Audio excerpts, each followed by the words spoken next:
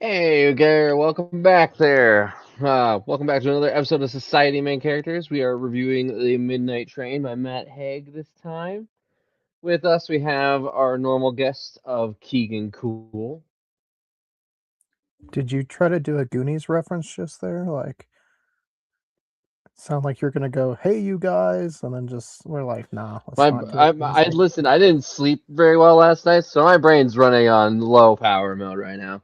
We also have with us Brennan as well, Good evening. and last but certainly not least, we have David from Abnormal Voyages. So 4 is average, but hey,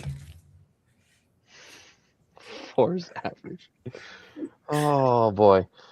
Welcome in, everybody. Hope everyone's having a good evening so far. Happy Monday. Welcome. Gentlemen, welcome. Hi. happy to be here. I'm here. So, you're here. Wow, cool. Yep. Thanks, Keegan. Keegan Says doesn't the guy just who's- show up who's- for You did a lot of who's driving his channel yesterday. with his own it. stuff. Anyway, Yeah. So Nick, kick it off. Tell us why that's you true. wanted Keegan us did. to read Keegan has Midnight been doing a Library lot of driving. or Midnight Train. Why'd you He pick didn't this even one, work Brett? today. He's had plenty of rest. I didn't want us to leave don't Midnight let Library. him. Don't give him your pity. It's, I really wanted to pick Midnight Train because of the fact that it's kind of a spiritual successor to the Midnight Library. They're both by Matt Haig. They both follow a very similar kind of concept of appreciating your life. And honestly, it was also a brand new release. It just came out in May, so it was I fun would to pick argue it that up it's not as a a brand new spiritual book. successor. For me, that's never. Like it literally takes place in the same world. Yeah, we have Nora in this Yeah, book. as I would well. say. Right, but It's it's not the same. It's not a mid. It's not a second. It's not a second library. No, but I wouldn't say it's spiritual successor. Usually indicates that it's not a true successor in any way. I would say this is at worst a spinoff. No, Because they're going to be in the same world, though. They're doing a trilogy. He's already announced there's going to be a third one in the Midnight World. Yeah, if only Grayson was here to hear that. Oh, Grayson, did you hear that news? A third Midnight book. I mean, hey, I was, chomping at the bit to hear about it, and I can't believe that we actually get the luxury of a third Midnight book.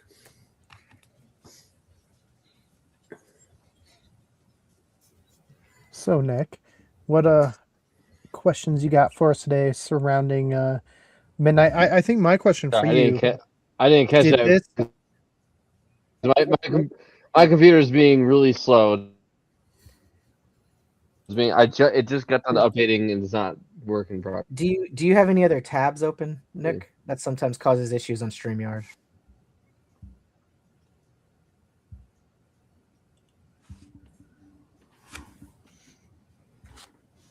Okay. Well, Nick's frozen. Grayson, what were He's your not thoughts frozen. with- He's moving. Oh, now he is. For me, he was just sitting there. I don't. I'm think he was moving. sitting there 'cause I he's heard frozen. nothing just now for like a minute Nick. straight.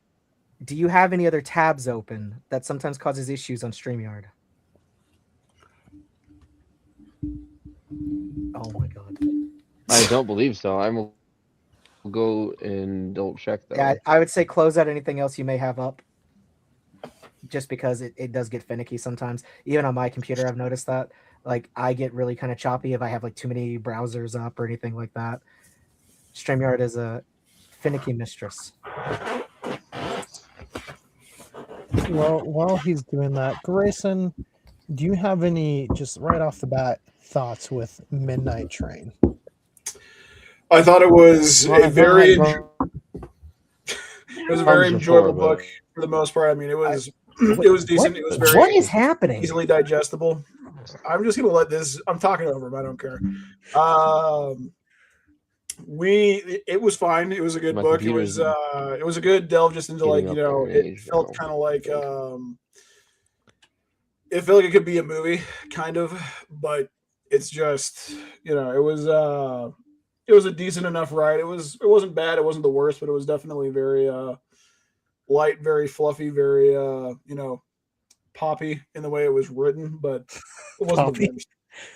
When you say poppy, do you mean karaoke? No, I don't know. I think it's an insult to Matt Haig to compare the two. Hey, I do. Yes, I see. Yes, I see. No, not that bad. Not even remotely close to that bad. I didn't see a single Bonnie Lass in this book. See, I think honestly that's what was holding it back, but that's just me. That's what he went back to tell his younger self. He's like, call her Bonnie Lass. Exactly. And that changed everything. Midnight Lass. Yeah. Hey, we don't know the title of the last one yet. Yeah. Well, I know something right off the bat for me is something I know David has some thoughts on. Bad Midnight news, Bonnie Lass. boys. Belgium just scored again. It is 3-1. Ooh. Not looking good for Not big good. old United States UFA. probability is now 2%. How much time is left in the game? They still got most of the second half. I mean, I could see It's them not making a impossible. comeback, but It's not impossible. look, if the miracle on ice can happen, so can this. That's all I got to say about that. If only we were watching the game and giving them more energy, they would be winning.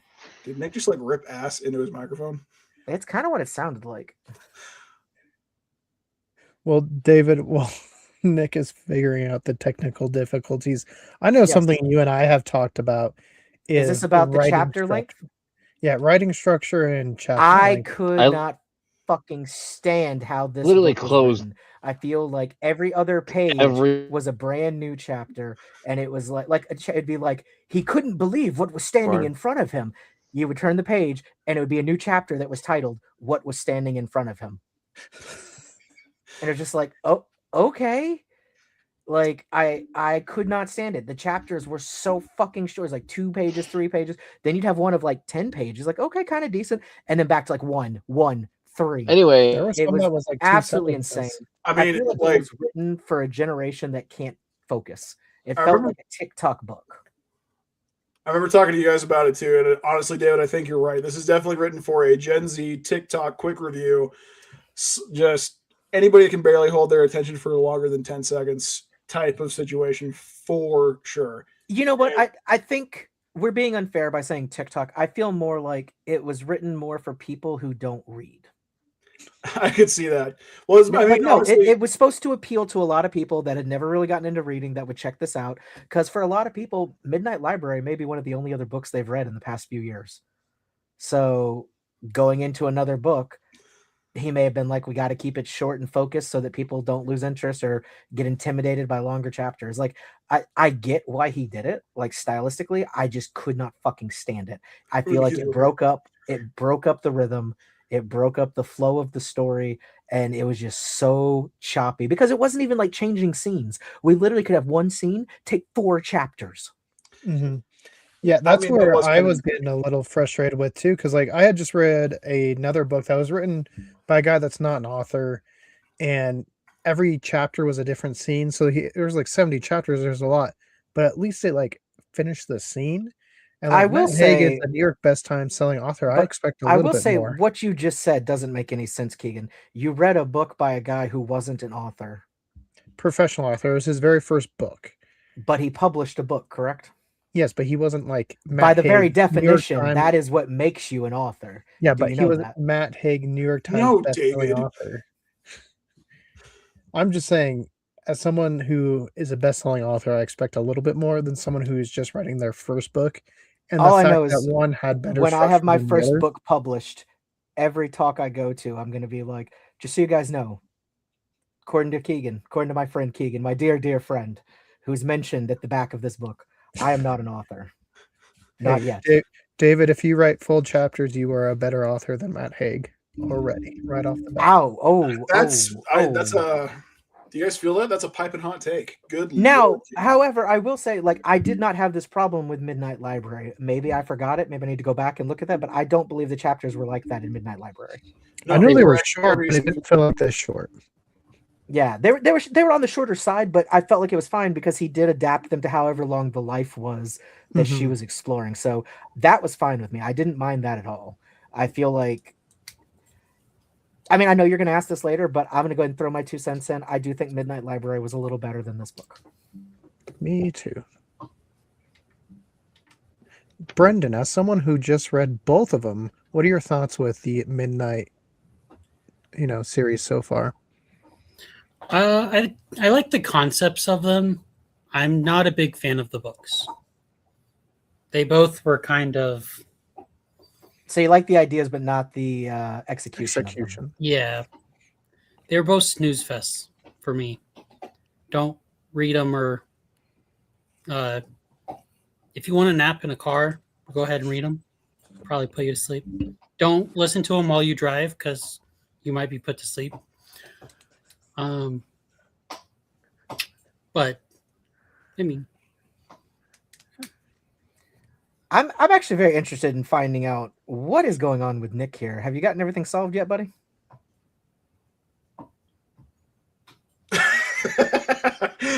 I will say, Brendan, real quick, I do kind of agree with you on that. Like the way that the books are written and paced, it feels like it's like a book you read right before bed to like feel good and then just fall right to sleep. It's very soothing, and like the pacing and like the word choice and just stuff like that. So it feels like it's pretty much like you're going to bed. This is the last thing you read right before you knock out. So I agree. I'll also say in terms of that, I could definitely see where it's like a feel good, quick chapter or two kind of thing. I also think Midnight Library, like they both tried to be deep. I think Midnight Library did a better job of actually being a little deeper in what it was trying to say and like the thoughts around it. It's a little darker because of course she tried to kill herself and things like that. Like that one was I felt like it was a little more unique. This one just kind of felt like he was like, hey, what if I did my own take on A Christmas Carol? Yeah, I was going to say this is in legit the Midnight World. Carol, because like they have the ghost of. But he wasn't. The thing is that he wasn't bad. He wasn't like Scrooge. He was never like a bad man. He just put his priorities in the wrong place at times. He lost sight of what was really important, and was able to rediscover that, and then make a sacrifice to help himself, basically. You know what else we lost sight of? The guy that recommended the book to us. He has now dropped off the stream. I like that you had to say that as if we couldn't all see that we're suddenly missing a square. Thank you. And Keegan didn't do it on purpose this time. That is a shock, actually. Why did it go on that long? Yeah, so we are kind of in unknown waters. Wait, real quick. The second tower just fell. Breaking news. You were top of the line news right there, Grayson. Well, I just thought we were late reporting on things that obviously happened, but just wanted to make sure. So as far as how the book was written, David, did you like how it opened up with the little, brief scene at the beginning and then immediately he's dead? Like, did you need that? Yeah, no. I had no problem with that because as every good author, writer, whatnot knows, you start at something that's going to catch people's attention. And this was a really good way to set the scene of that kind of light, somewhat romantic, kind of whimsical feel, and then delved straight into like a mystery aspect of it by like, oh, did he see a ghost? Was it himself? Was it, they did a good job of that. I had no problem with the way that it was starting. I think it was fine. I think I don't have an issue with the story. It was fine. He did a good job. It's just the way that it was written in the super short chapters that drove me crazy. The only other problem story-wise that I would have is it was, I would say at the very least, by the time you got through about halfway, you knew where it was headed. It was a very kind of predictable, like no surprises. I think the biggest, I guess, plot twist is you got to see Nora come back in a chapter. I think she was personally there as the teacher. That was cool. That was probably the best one. Yeah, I agree. I think it's very obvious. I don't know if you guys would agree. I think Matt Haig likes Nora more than Wilbur in terms of his characters. Yeah, I think because otherwise he wouldn't have brought her back like he wanted to, and you could tell he still has a lot of feelings for having her there. And Grayson mentioned that it felt like he could see it as a movie. I have to wonder if, because we do know Midnight Library is becoming a big movie with Florence Pugh and all that, do we think that might have affected the writing a little bit to make it a little more movie friendly? in hopes that these I would wonder be. if it just affected him as he didn't really want to write the sequel, but he did. Oh, so I think good. I think You he think did. he wanted to? Oh, absolutely he did. Yeah. I can tell he wanted to because he wouldn't be doing a third one. He's not the kind of writer that has to write something to make money. He could write whatever he wants and people are going to buy it. He's got enough fans. He's got enough acclaim. That's not a problem for him. He Before wanted we go to too stay. far off on too far from the subject itself, I do want to say the way the book started out, I thought it was way better than the Midnight Library. I Yes. thought the way the Midnight Library started out, it was a little too high on itself. This was pretty much just like, Wilbur's this dude, he's doing this, he's dead. Now we get to meet him as we go through the Midnight Library or the Midnight Train, and we don't have to worry about setting up all this backstory, making it just sound pontificatious, if you will. It just felt just like bing, bang, boom. You know why you're here. Let's get into the story. Let's not try to make this too long. Yeah, I didn't need like 3 chapters of Wilbur's life before he died. He's only Nora's, let's get into it. I understand that it happened in Nora's, but I think that's because we needed to see the contrast in her lives before we saw the alternatives and how things came together. And like, it was a little slower. I wasn't really, I agree. I wasn't super into it, but I understand why we had more time with her before it all went down, because it actually did play into stuff later. Seeing Wilbur as an old guy would not have added anything to the story, in my opinion. Like, we got the only thing we needed from him old, which was the phone call with his ex-wife. And him playing and then piano dying. at the end, yeah. Yeah. So I think that made total sense. I didn't have a problem with that. Actually, if Nick was still here, I don't know if anybody else got the Barnes & Noble edition. I know he did. There's actually a letter at the back that's like from Wilbur to the reader that I was going to have him read. But if he doesn't come back, I don't have it. I don't have it either. Grayson, are you our only hope? I mean, I might have it. Let me check. Give me a second. Do you have the Barnes & Noble edition? I don't know. Let me check. Did you buy it at Barnes & Noble? I bought it from Amazon, so I don't know where they bought it from. No, you don't have the Barnes & Noble edition then. He actually got it from Nobles and Barn. So I'm not allowed back in there. So Brendan, since you read both of them recently, which one hooked you into the story better, library or train?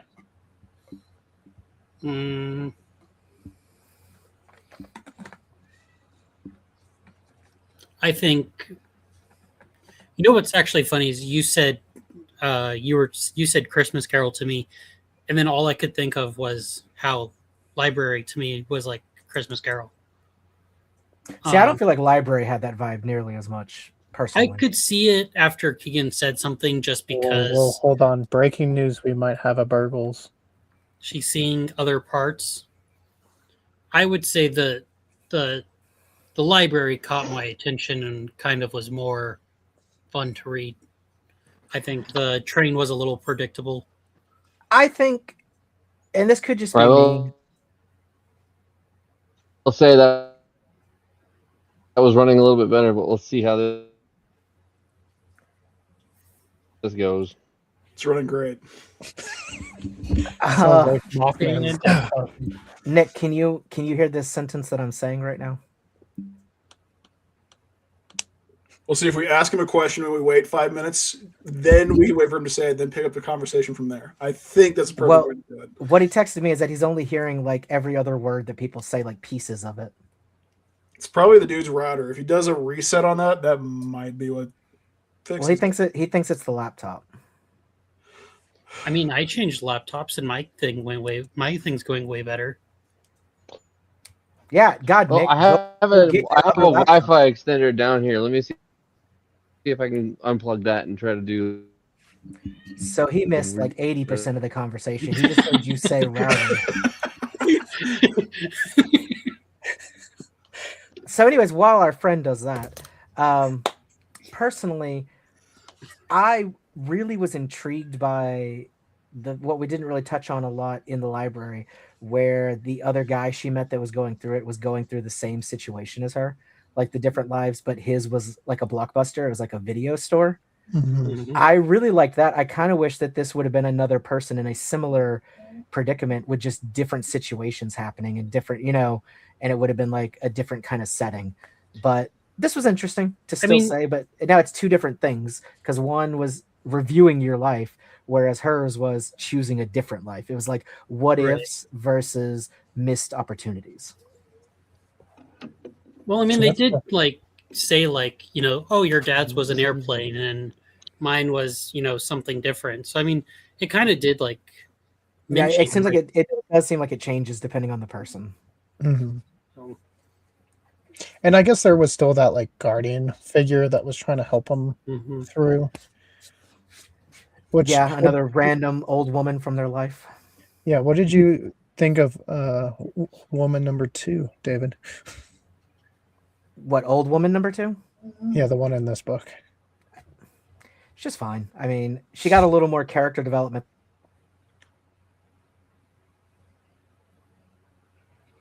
But it didn't stand out. No, and it just felt kind of like an odd we lost Nick again. Why do you keep telling us? Well, I just do it so much. I want you guys to know I'm not removing him. We So- don't care, I promise you. I hate the fact that he's right.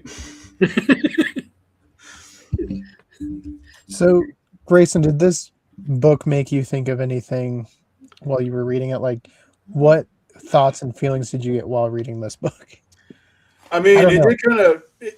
Sorry, go ahead. I was just going to say I apologize for the lack of questioning on my side, but I was unaware of being questionnaire tonight.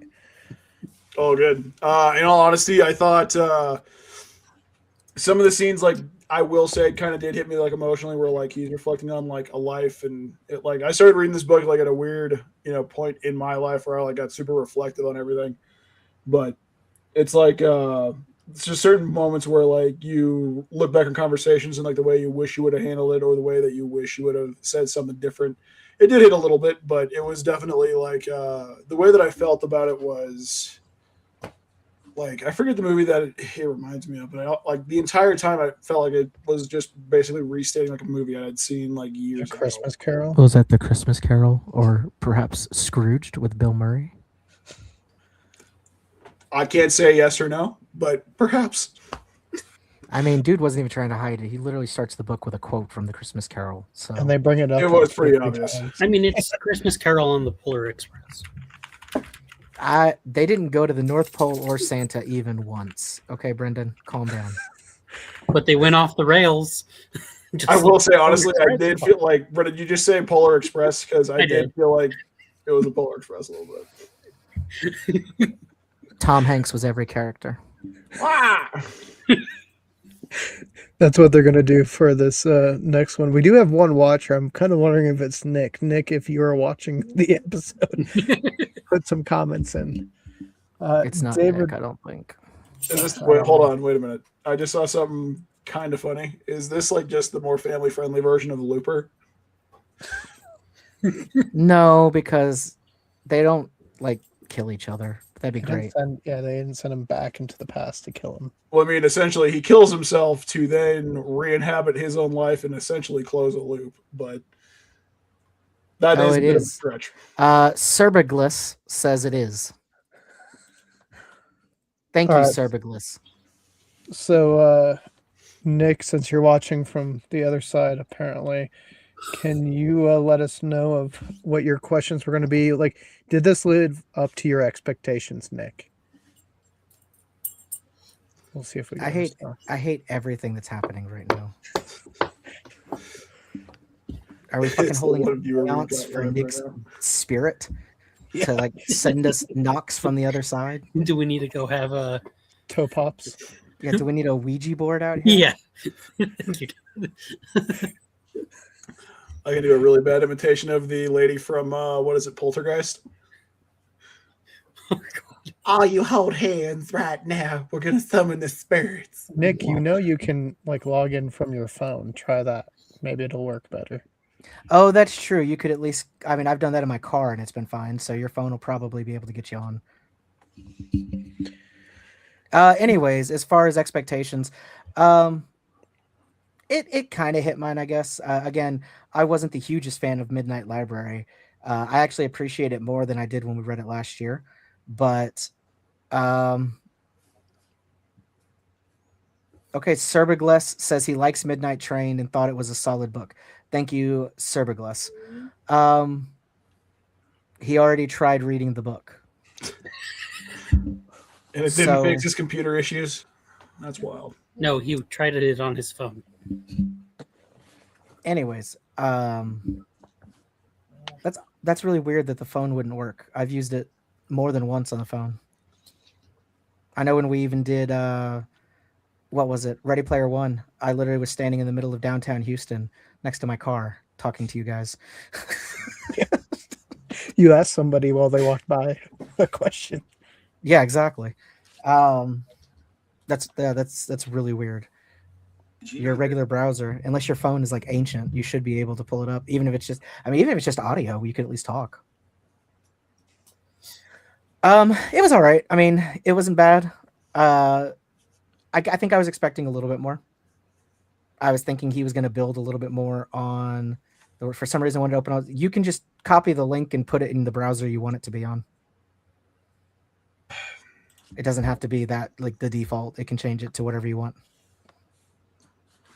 Anyways, I really thought he was going to expand a little bit more on the universe and the world and the mysteries kind of behind what was going on with these midnight happenings. Didn't really delve into that. It was kind of a completely different situation.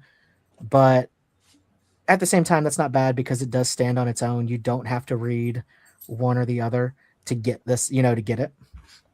So, yeah. I wasn't disappointed, but it didn't meet my expectations. Yeah, Brendan, you read Midnight Train first, right? Like, did you feel lost at all, or No. were you fine? I was fine. It's kind of what we suspected. I'm going to say that it met my expectations just because I had no expectations. Okay, Socrates, calm down. Grayson, what about you? Were expectations met? They were very much met. Indeed, I was not expecting much from the first book, and it did not leave me believing that this would be too much more than what it was, and it was. So, David, can you lead us in a seance? We're going to try to bring Nick in. All right, if I can have everybody just close your eyes, we're all going to center. I need you to think clearly in your mind's eye. If you can picture a lush field with a river. And perhaps a little creature suddenly scuttles into the way. It's a little squonk. His little squeals echoing through the air. Tears dripping down his cheeks. I hate this show Oh so my much. god. Oh my god, it worked. I hate Look, you guys so much and his sometimes. connection is... I just want to say All right. thank you to the spirits that our summoning was successful. Thank you, gentlemen, for your energy. David, first and foremost, you need to open your own seance shop now and you can charge whatever you want because that was amazing. That was phenomenal. Yeah, I gotta go. I gotta jump on this now. Hold. All right, so Nick, as the picker of the book, Hold on. We have to clear this up real fast. Why does this look way better than you usually do? What did you change to? Just my regular iPhone. It looks so much better than your computer. 1,000,000%, dude. Like, this is the best I've ever seen you look. Wow, that's saying something. I don't like it. I don't like using it on my iPhone because it's not full screen. It's still very much. Well, you don't need to see us to talk to us. I know, but I want to. It's like the normal voices in your head. You never see them, and they're talking all the time. It's just when you lose the argument that you have troubles. It wasn't even an argument this time around, man. It was just when they ask you to start burning things. I was just trying to hear you guys, and it was like circle, and then nothing. And I'm like, well, this sucks. I'm trying to talk, and then I would hear every other or every third or every fourth word, or like just have your sentences cut out completely. Yeah, dude, we were just talking that way to mess with you. Yeah, I was just mouthing words to see if you actually, catch on. Yeah, I thought you knew that. I'm sorry. No, didn't know it. Anyways, what questions do you have for us, Nicholas? Well, first off, what have you been discussing this entire time? We read this book called Midnight Train by Matt Haig. It is a spin-off companion novel to Midnight Library, and that's what we've been discussing for the past hour. Wait, you guys read the Midnight Train? I've read the Midnight Meat Train. Is that not the same thing? That's what we watched after. That's the movie adaptation. They're really a lot of differences. They took a big swing and a lot of liberties, but it's very interesting. I will say that. But Wilbur goes full frontal several times. That was the whole reason why it's called the totally different Midnight Train. Yeah, he goes, I got your meat train right here, and it's crazy. Sausage party on. I call it Agnes. It's going to be really interesting because I heard they're actually going to get John Goodman to play that role in the movie. So can't wait to see how he does that one.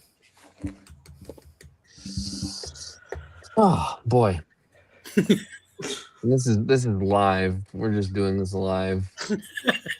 This is live. That's good. That's good. It's okay. Nobody's watching except that Cerboglass person.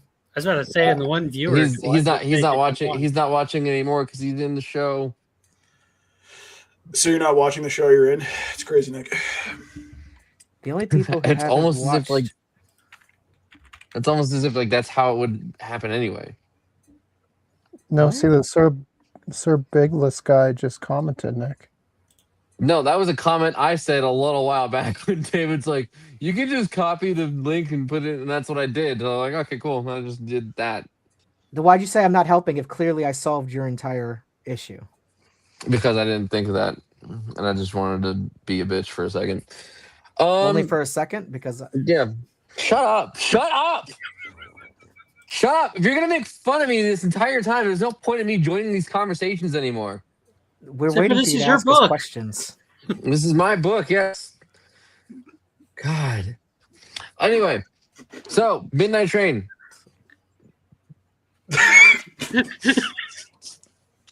I liked it. Okay, I know one of David's gripes that I've talked to him about was like the shorter chapters. I actually liked the shorter chapters. I don't know why. It makes it a lot more accessible to me.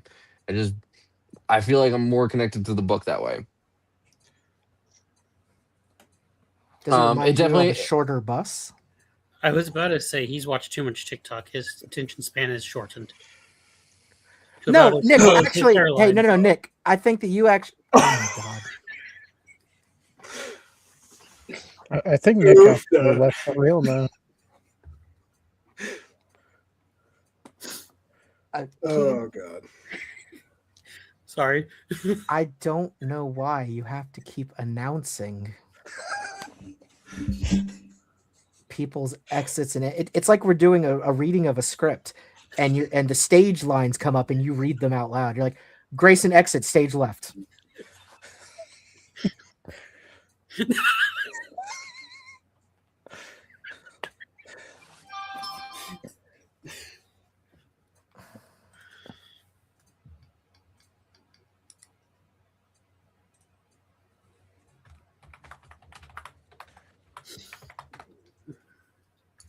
Nick's very mad.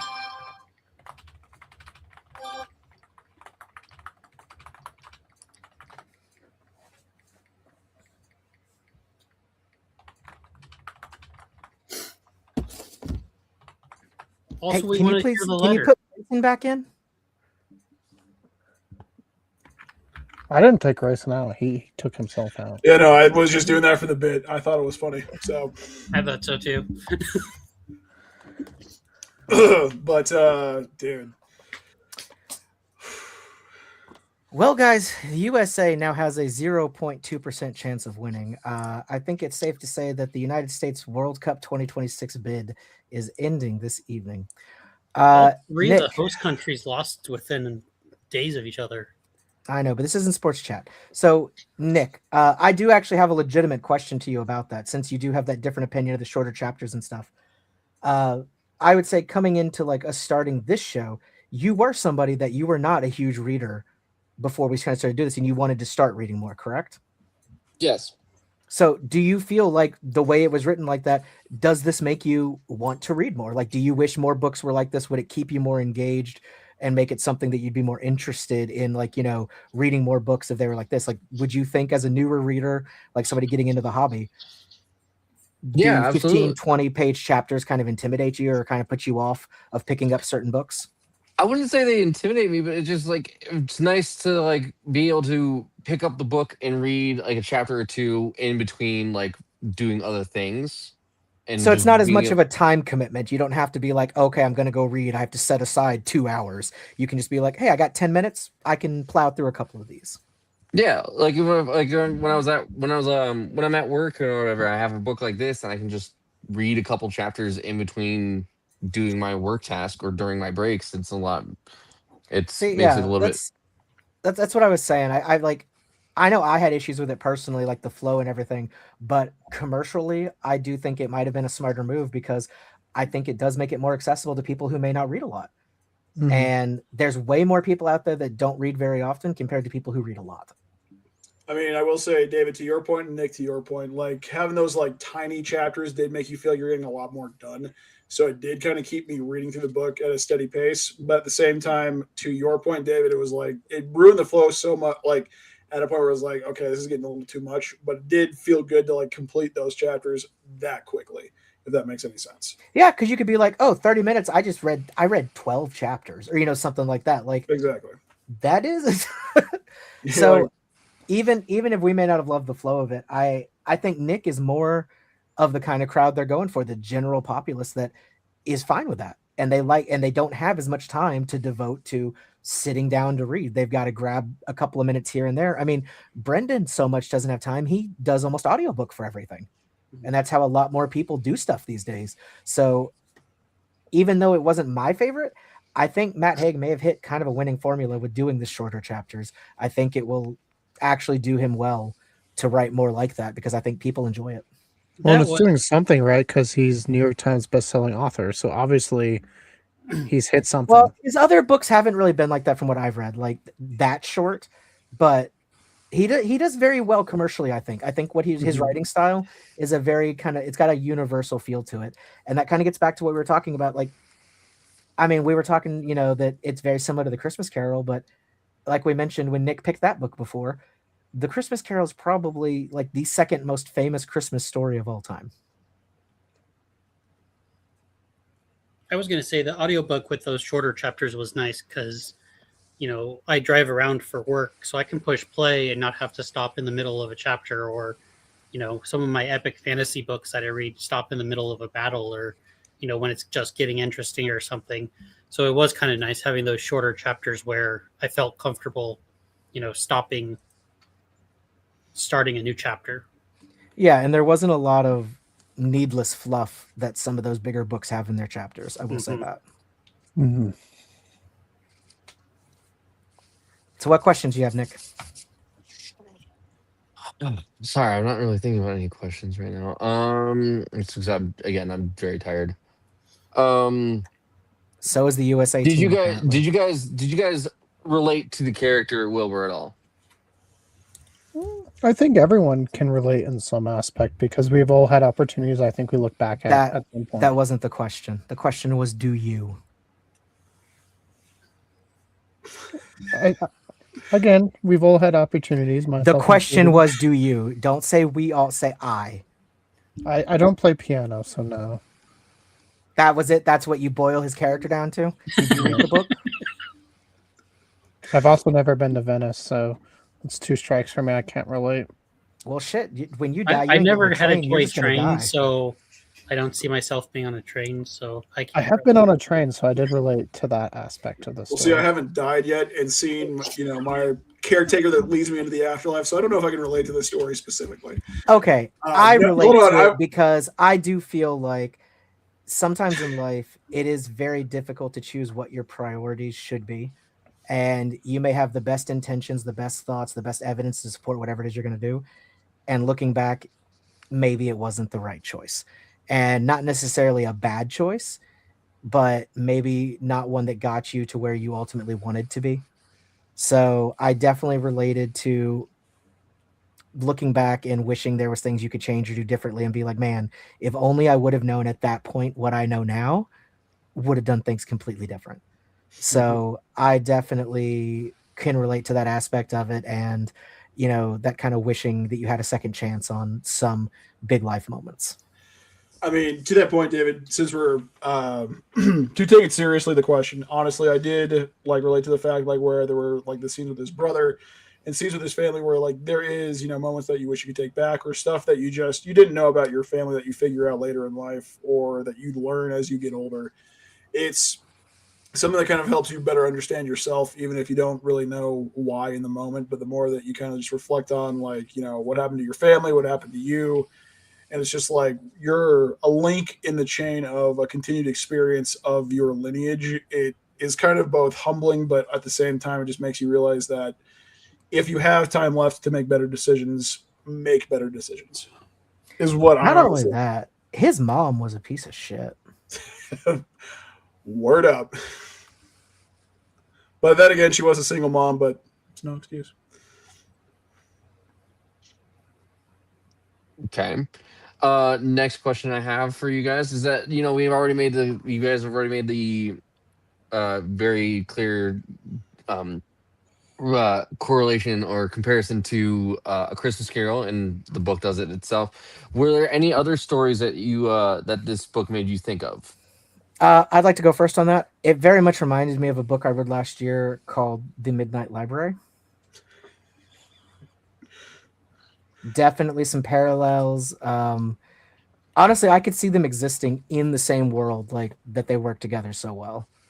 So that's the one I'd probably have to put it down to. Like, David, would you say it's so good? Like, one piece of that story could cameo in a piece of this story? Like, honestly, but I wouldn't, like, you could probably put a character in, but it couldn't be like a major thing. It'd have to be quick. So maybe, like, maybe one of the mom's friends, or no, because that's in the past. So I was gonna say maybe a customer at the bookstore, but I think maybe something low key, like maybe the piano teacher. If maybe that was like the character of the other book, I That's think a that good would have idea. really worked. Yeah, but again, not overpowering, but just a nice little like wink and nod to anybody who'd read the other book and like seen the crossover. I think it might work. But no, realistically, there wasn't. I wouldn't say a specific book that it reminded me of, but it very much had a lot of the same themes that I've seen in similar stories. Which, and this doesn't mean that it was a bad story, but it was predictable. I think the ending it kind of led up to did not come out of left field or anything like that. It was not a major plot twist. But that means that's good though, because it means that he wrote it well enough that it led up to a logical conclusion point. But I feel like that same kind of like, looking back at your life, having regrets, would you change it if you could? And like a character having a second chance to do life over basically is very, oh my God, Belgium scored again in the last couple of minutes. It is 1-4. It's just embarrassing.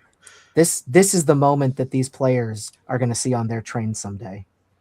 This game right here. I like how you circled it all back together, David. That was good. Thank you. Yes. But yeah, I do feel like these themes at least have been echoed through a lot of stories. But the reason they keep getting used is because it's something that I think we can all relate to, as Keegan tried to explain to us earlier, that we all can relate to that thought. I don't know. I've never been to Venice, David. So, well, with that kind of attitude, you never will. no. Anybody else want to answer the question? I mean, I think Christmas Carol's the most logical one, and the only one I thought of. Well, the question said reading beyond. It said besides Christmas Carol.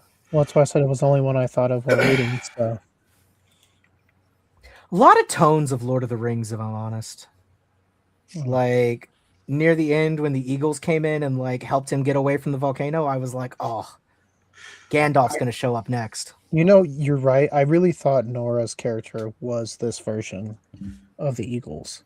Well, see, David, you had to go in there because I thought you were going to be like, you have to get back on the train, was like staying on the path and stuff like that. But that was definitely a solid left hook. I'll give you that. Okay, game is officially over. USA is out 1-4. Belgium has beaten us, and for that, for the next 4 years, we can only eat waffles, no pancakes. That's not a bad trade-off. If I'm gonna, I'm not that upset about that. I'm cool with that, but still, like especially Belgian waffles, like those are better than just regular waffles. Wow. You know what I mean? Especially at midnight. Yeah, who wants waffles at midnight? The hungry public. But what about you, Nick? Did you see any parallels with any stories, movies, books, anything you've come across, or was it solely unique for you beyond the obvious Christmas Carol parallels? No, it made me think a lot about the movie Click, actually. Oh, yeah. I can see that. With the fact that the main character is choosing work and all that stuff over spending time with his loved ones, and then kind of having to face it at the end of like missing out on things. Like even when I was reading the part where the ghost and the dreamer are watching the last conversation Wilbur ever had with his mom, and all I could think about was the scene where Adam Sandler had to say goodbye to his dad in the movie Click. Yeah. So that was the major one for me. I feel like I do agree with a lot of it, but I feel like a lot of the point of Click is more that it took away the life that he had left to live, whereas Wilbur was looking back at what had already happened. Do you know what I mean? Absolutely. Like that was the sad thing about Click, is that he gave away the rest of his life. With Wilbur, it's like, hey man, you had a choice. This is what you did. So I definitely had more sympathy, I think, for Adam Sandler. Yeah. Speaking of which, how wild is it that Adam Sandler was the officiant at Taylor Swift's wedding? Nobody else thought that was super weird. I didn't even know that. Yeah, he was the officiant at Taylor Swift and Travis Kelce's wedding. That's wild. Okay. I just hope he put a "Have a good week" in there. Yeah. I wonder if that means it was a Jewish ceremony. Don't know. We'll find out. Grayson's on it now. He's looking it up. Perhaps I am, perhaps I'm not.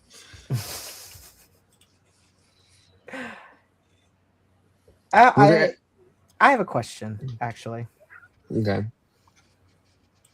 If you guys died tonight, what would show up for you? We already talked about how there was the midnight train. His dad had the midnight plane, presumably. What do you think yours would be? What is your vehicle into your life? I would imagine it would be either my current vehicle or my previous vehicle, my Honda Civic. I thought you were going to say like Uber. Nope. Like you have a phone, your app is getting different people. The modern take is just different Uber or Lyft drivers. Just yeah, it's different spirit guides. it's the same spirit guide. It's just a different vehicle every time. Yeah, they're dressed different and have a different vehicle each time. Like, oh man, you know this one's gonna be during surge time. You get triple pricing.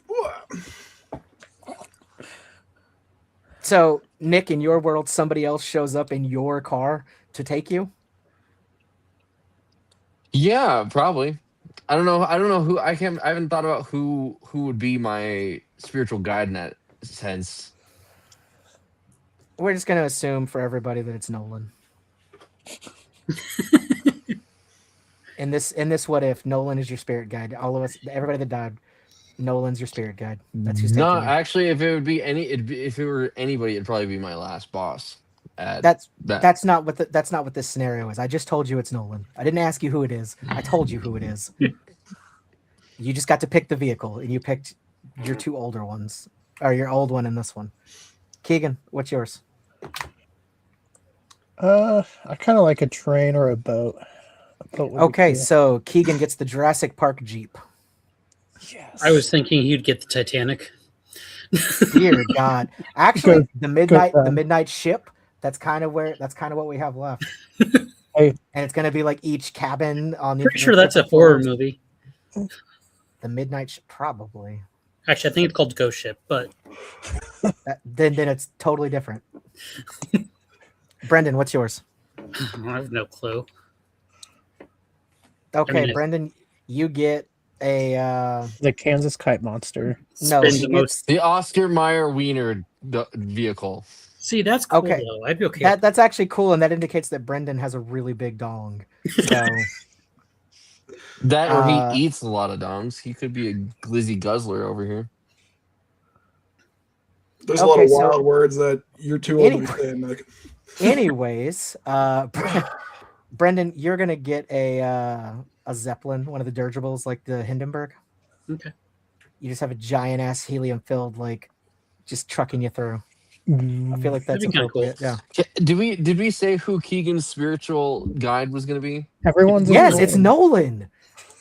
It's no. Everybody's is Nolan. I said yes. Oh, I was gonna say we should make Keegan's Bob. I don't belong here. I'm not gonna lie. If Bob showed up in anything and was like, "We're gonna revisit your life," I'd be like, "I'll call it here. It's good." I was gonna say that's David's. I can't regret my life. Sure, we'll see. We don't need to do this. Yeah, we're good. Thanks, man. Thanks. You know, I don't belong here. Send me back. Put me back. Go Bronco. Go Broncos. Yeah. Grayson, what is your vehicle? Honestly, rolling around in style, I'm gonna go with a Shelby GT 500. And how does that relate to your life, Grayson? What has happened that you think that's what shows up for you? Because honestly, like, here's the thing: is that because he was super into model trains as a kid growing up, that's why that popped up for him, right? So you were super into cars. I loved the Shelby GT 500 is my favorite car of all time. I want to own one. I would love to have one. I would love to have one in my possession. It's something that I've always wanted. I've always it's my favorite car of all time. So I would, if this is how the afterlife works, I really hope that's sitting there waiting for me to go live my life. So you die and Bob rolls up in a Shelby GT and you're just like, all right, let's go. I'll suck it up. I'll suck it up for a little bit. Okay. Suck it up a little bit. He'll go through 1 year of his life and he's like, I'm good. Nick, I didn't say that, but you're not wrong. But I feel like Bob's just making really bad jokes, like making fun of you at every age. Look at you being a little kid over here.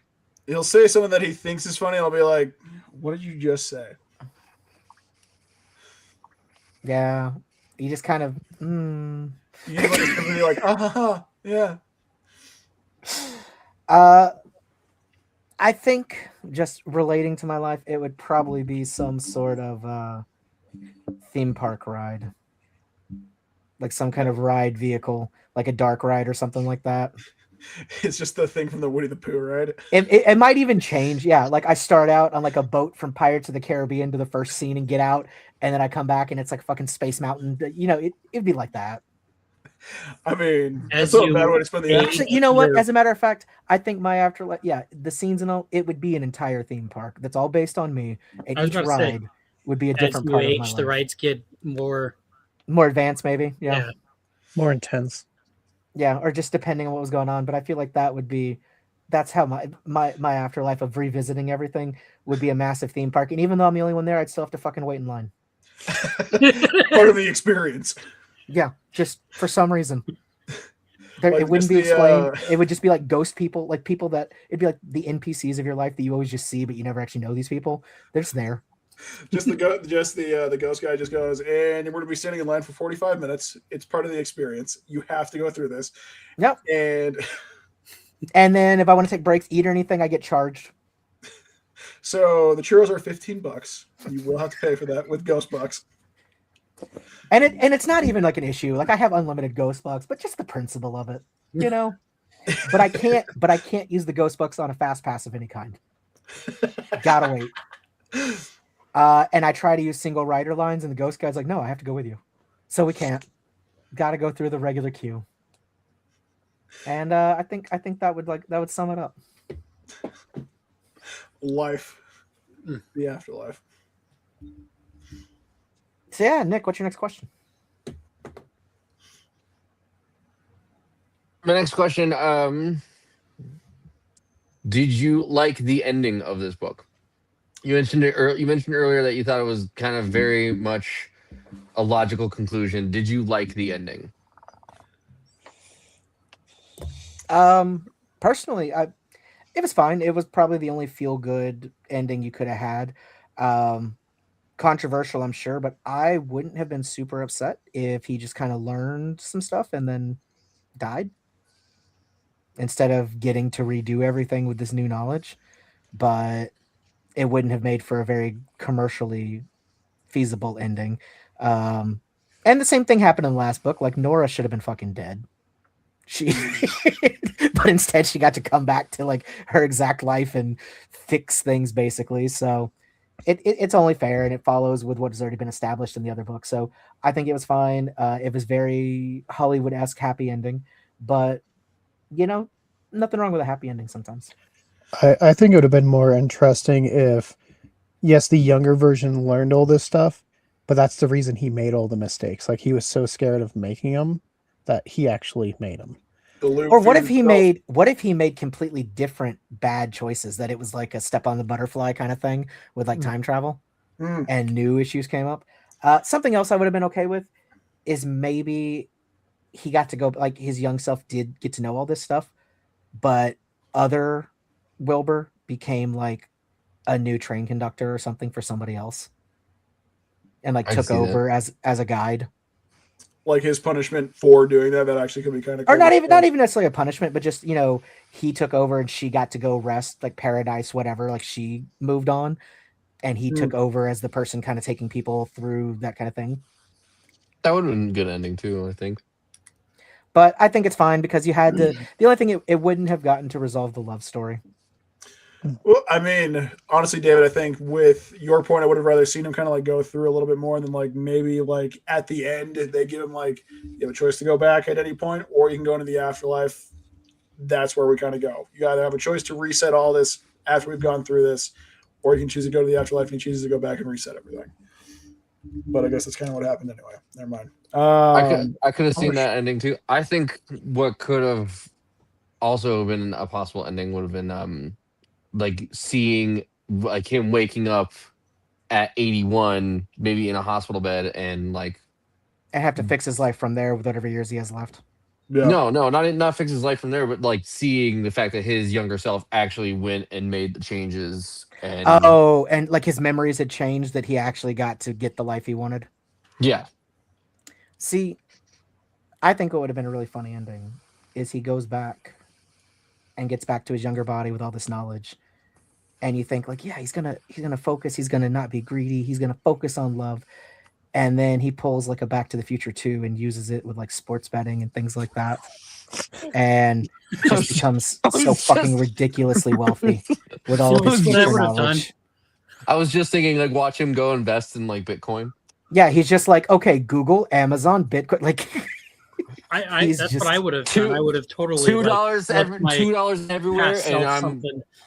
Yeah, he is just loaded, and yeah, I could definitely see that, but I don't think people would have appreciated that ending. See, and that kind of leads into my next question. Do you think there could have been an ending where he had a little bit of both worlds, like also the fame and success he had that he regretted, but also the time with his loved ones that he really wanted? Realistically, yes. For a book, no, because I think it had to be hammered that he learned his lesson, which was that capitalism and greed and such was not the way to go, not to basically put his worth into material goods. And it was all about, you need to focus on what's really important, which is the people around you that you love, things like that. And people would have said it was a cop-out if he got both, because then it would have been like, have your cake and eat it too. So in a realistic situation, yes, I think that's very possible. But in a feel-good story, no. I think it's enough that I think the fact that he turned his bookshop into a successful thing was his success. Mm-hmm. Yeah. And that he learned that love was more important than money and business, and which of course it is. So you can't argue that. But yeah, that's how I think they wanted it to go down. Makes sense. Is there anything about the ending you would have changed yourself? Yeah, I think he should have had a gangbang with the spiritual guide, and possibly gone and gotten the version of his ex-wife, like 5 different ages of her, all at once. Maybe even a couple of the ages of him, just to spice things up. Never asking that question of David again. Nick, I would have added a chapter. Hey, hold on. Look, a geriatric orgy is an interesting Don't tell place. me you wouldn't have wanted to see him run a train on the train. What do you mean by that? I can safely say that that never crossed my mind. The midnight train on a train. The next book is called Sticky Midnight. You don't get to know why. You got to wait till you read it. But let's just say the Barnes & Noble exclusive goes off.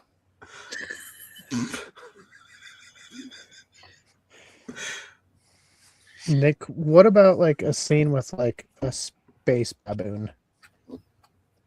A space baboon? Yeah, I saw it once in Ad Astra. It worked really well there, I thought. No, Keegan, no. You didn't say yes or no.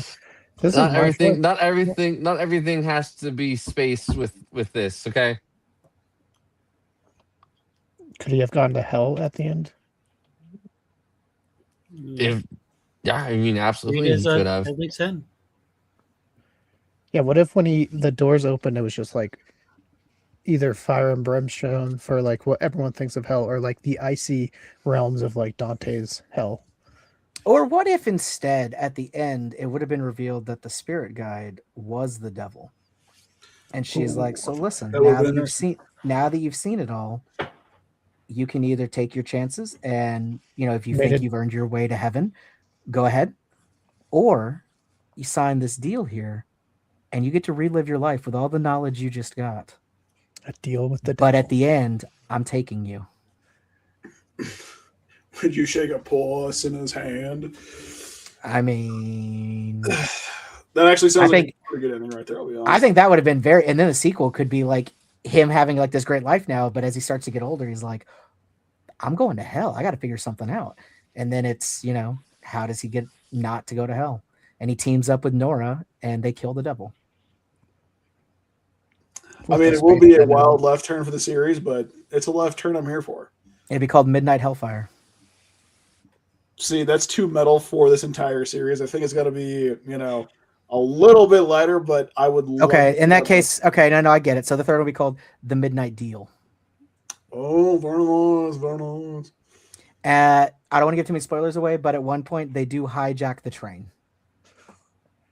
David, and they drive it into somebody else's life. I can't say who. David, but it space happens. baboons everywhere. No, stop trying to make space baboons happen. They're not going to happen. Yeah, it's not going to happen. Nobody thinks it's funny but you, and Brendan's laughing at you, not with you. I'm just saying, I've seen it in a movie. It worked really well. So, what movie? What movie did it work really well in? Ad Astra did have a space baboon in it, and it worked really well. Like you saw that, and you were like, "Damn, that space baboon, that really pulled it together." Obviously, he keeps talking about it. Is that why you have that tattooed on your ass? Is that where you got it from? I thought it was like your own thing. I don't have any tattoos. It's definitely his own thing. See how long he took to deny that he had a space baboon tattoo on his ass? The first time I saw it, I thought it was a tattoo of Sam. But when I looked harder, I realized it was a monkey in the suit. So good to know, though. Is there a difference? I don't know why. I just like that we actually have viewers right now watching us discuss space baboons. You're the one that has. We're not talking the Midnight Train no more. I'm going to tell you right now, none of the rest of us brought up space baboons. Okay, that is all you. The question is, what would you have added in? So I told Nick an honest opinion: space baboons. Where would you have added that, Keegan? And what would it have added to the story? It would have hijacked the train and then caused the diversion, so he could, let younger Wilbur go back into the past. So the space baboon shows up in the afterlife out of nowhere, gets into the train in his astronaut suit still, and is just like, oh, and like pulls the thing, and Wilbur's like, oh, the train's going. And then he's young again because of the space baboon that floated in and was able to operate the mystical life train. See, call me crazy, but I think that's not this works. exactly the tone the book was going for, but I can see it. It's kind of like what the Avengers did with the mouse that brought Ant-Man back. So Not at all. Not even close. That was the biggest jump in logic I think I've ever seen you make. That rat wasn't even wearing a spacesuit. you're right. If it had been a space baboon, I would have liked that movie better. See, Keegan, if you would have said, Hold somehow Palpatine returned, I would have given that. No. I want to get this on record. Keegan Cool of Cool's Paranormal Studios just said he would have liked Avengers Endgame better if a space baboon would have brought Ant-Man out of the quantum realm. I would have liked it better too. Yeah, that's what we're going with, guys. We'll see, David. That's Here's officially on record. David. Hold on, wait. Just the space baboon enters frame and then just like rotates and just breaks the fourth wall and goes, "This is for one random viewer, Keegan Cool," and then just scoots back off the screen after he presses the button.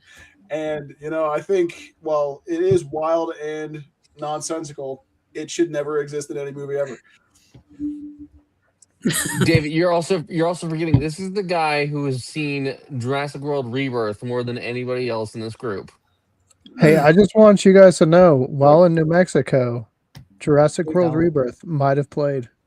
If King could have the space baboon from Ad Astra and the Snickers bar wrapper from Jurassic World Rebirth, just in this same sequence, I think this would be the ultimate experience for Keegan in every single way, shape, or form. The Snickers bar wrapper, as if it's its own character. And David is just so in love with this idea. I can see it on his face. The appreciation of the cinematic David's now the one and that's literary questioning this group. just boldness. This is why the United States didn't deserve to win this game today. I know the lack of space baboons in movies is one. No, that's not what we're saying. That's what I heard. Keegan, your fascination with extraterrestrial primates is fascinating, to say the least. I don't Almost see You as much have as it is with a that very wrapper that interesting causes definition the of malfunction in fascination. Rebirth. I didn't say I it have was so many extraterrestrial. questions. Where is he? Yeah, is it a space baboon from Earth, or did he come Yes, from another planet? No, he came from Earth. Okay, how did he get it to space? The Americans shot him up to see what would I happen thought we to. shot monkeys all the time. But not baboons. We didn't shoot a lot of baboons. So you gotta And change some- the species once in a while. So the Yeah. space baboon got shot up. Was he by himself, or were there other animals in the ship? There was a couple other space baboons, but now there's only one, and he's very angry. He might rip faces off.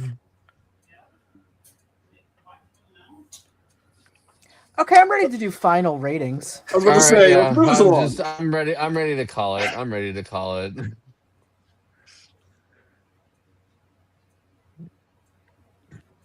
Final ratings, Keegan.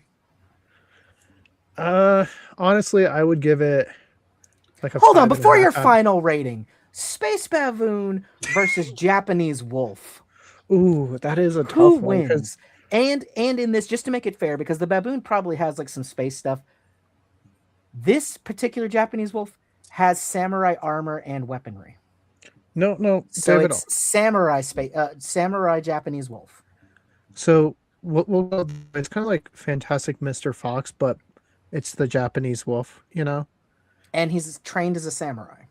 and he's voiced by Brad Pitt. So it's still the movie Ad Astra. So he would win. He would beat the space baboon just like an Ad Astra.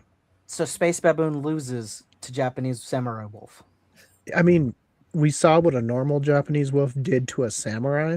which was already fierce. So space baboon doesn't really stand a chance. Exactly.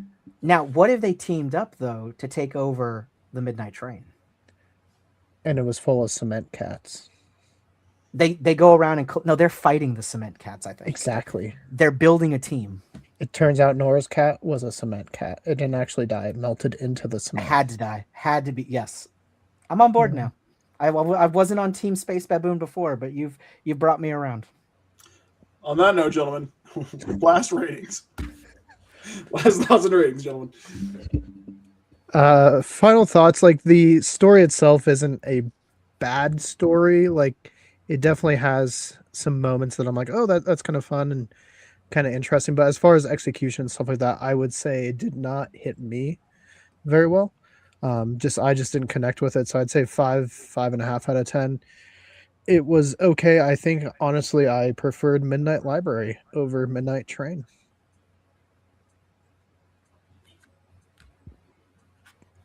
Brendan? Oh yeah. It was okay, I guess. All right, David, your rating? I'm gonna agree with Keegan. Like a 6. Okay. Right. Final thoughts. Hated the way it was written. The flow of chapters drove me absolutely crazy, but I respect that it was a creative choice and possibly commercial choice to do it. So I don't want to harp on it too much more than we already have.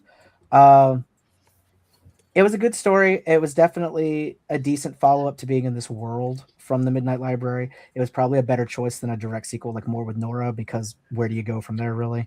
So I get the direction of that. Very, very heavily inspired, of course, by the Christmas Carol. I'm glad they didn't try to like hide that or make it like, oh no, not like they definitely leaned into it. He let you know that's where a lot of this inspiration came from, so I can respect that. Yeah, what'd you say, Keegan? You said 5? 5.5. Yeah. 5.5. Okay. I'm gonna say like 6.5. I think it was solid enough, maybe even a 7. I do like the thought of, going back and changing things in the name of love and kind of writing that as the most important thing. So I respect that. I like it. It was a quick read, didn't bog me down. It wasn't a fight to get back to it really. So yeah, I'll say like 6.5 to 7. Grayson? Well, I will say, honestly, the story itself was not bad. The writing style was definitely interesting. It did feel good to blitz through chapters pretty quick, but at the same time, when it was like just changing chapters just to like keep, I don't know, some sort of attention span on there with it changing as quickly as it did, it wasn't my favorite. Overall, it was entertaining enough. I would say, honestly, I'll probably give this a 6 out, or yeah, I'll give it a 6 out of 10. A decent enough read if you're bored or if like you're feeling introspective about your own life and you're looking for, I don't know, something to kind of read along that journey. It's worthwhile, but it's, very surface level stuff. It's interesting, but it's, it's fine for what it is. But yeah. Brendan, do you want to give your thoughts? What was that? David hitting his mic. That's what's that. It was.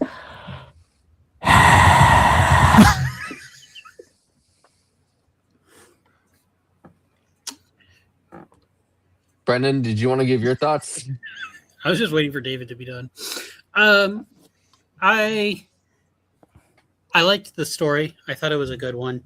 It definitely made me think of, what I think, like what we talked about earlier about what I would have changed or could have done. There's been plenty of times where I'm like, well, if I had known this time, my life would be different. I did think it was a little slow. I did think it was interesting that the chapters were how they were. But like I said, it was kind of nice for listening to while I was at work because I could stop and not feel like I was going to miss anything or I was never